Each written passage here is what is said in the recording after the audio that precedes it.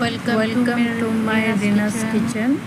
আজকে বানিয়েছি চিংড়ি মাছের মালাইকারি। চিংড়ি মাছটাকে আমি আগেই ভেজে তুলে রেখেছিলাম।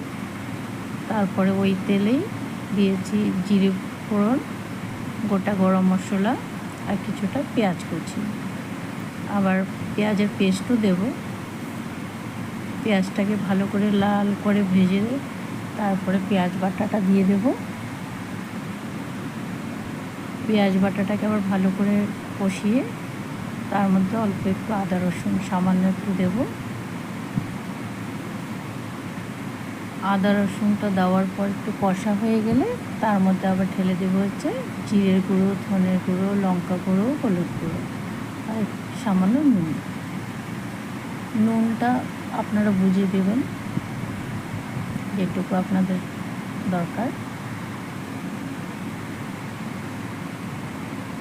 তারপরে আবার দিয়ে দেবো হচ্ছে টমেটোর পেস্ট করে রেখেছিলাম দুটো ছোট ছোট।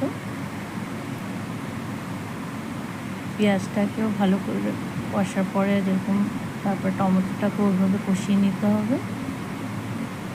টমেটোটা কষানো হয়ে গেলে কেটে রাখা ভেজে তুলে রেখেছিলাম আলু ডুমো করে, সেটা দিয়ে দিতে হবে।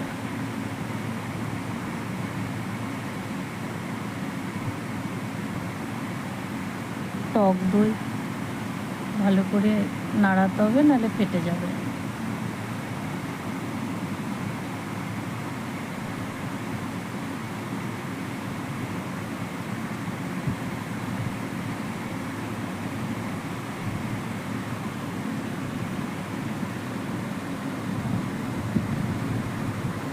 সামান্য চিনিও দেব ব্যালেন্সের জন্য।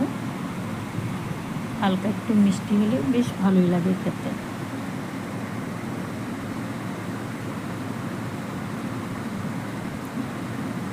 এবার আলুগুলো ভালো করে কষে নেব, নাড়িয়ে চাড়িয়ে একটু ঢেকে দেবো 4 মিনিটের জন্য।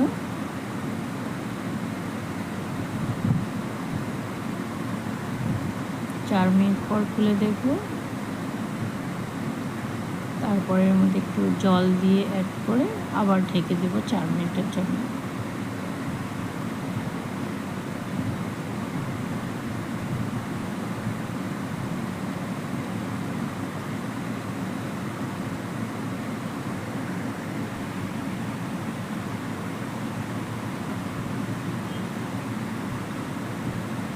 এরপরে চিংড়ি মাছটা ঢেলে তার উপরে একটু কোকোনাট মিল্ক দিয়েছি, অসাধারণ হয়েছে খেতে।